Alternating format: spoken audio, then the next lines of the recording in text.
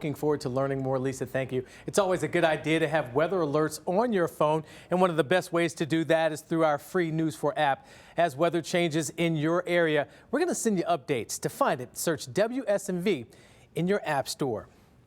The CDC releasing new guidance yesterday about COVID quarantine time. However, the constantly changing and often vague guidelines are leaving a lot of folks confused by all the new rules. News 4's Courtney Allen took some of those most common questions to the head of Metro's COVID task force. And what did they have to say?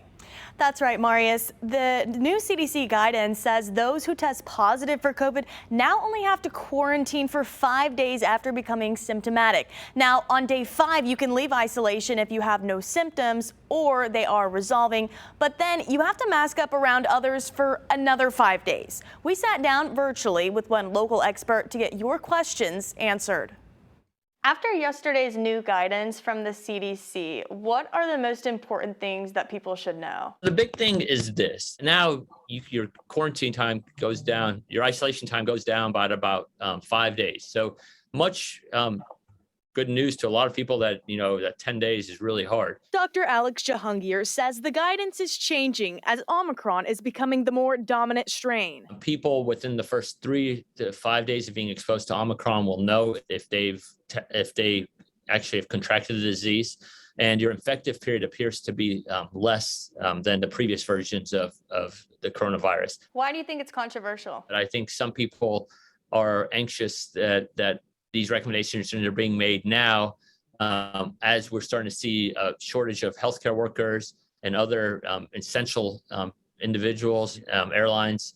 The people who want to use science, which by definition evolves and changes as more information comes out there, to say, oh, see, look, I told you so, this is all a hoax, I think are disingenuous. Jahangir says people don't need to be any more concerned now than they have been over the past 2 years, and those vaccinated and boosted do fairly well with this variant. He adds, if it's true that Omicron is less deadly than Delta, it may be a positive sign moving forward. So my hope is as more people get vaccinated, as more people develop immunity, even natural immunity after being infected, as these virus mutates hopefully to a less virulent strand each go around, then perhaps it will become endemic in the near future.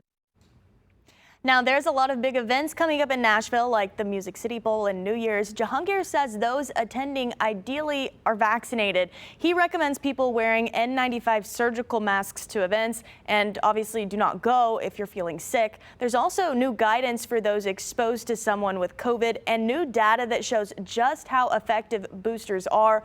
All of that is on our website. Marius. A lot going on this weekend, Courtney. Thank you. And new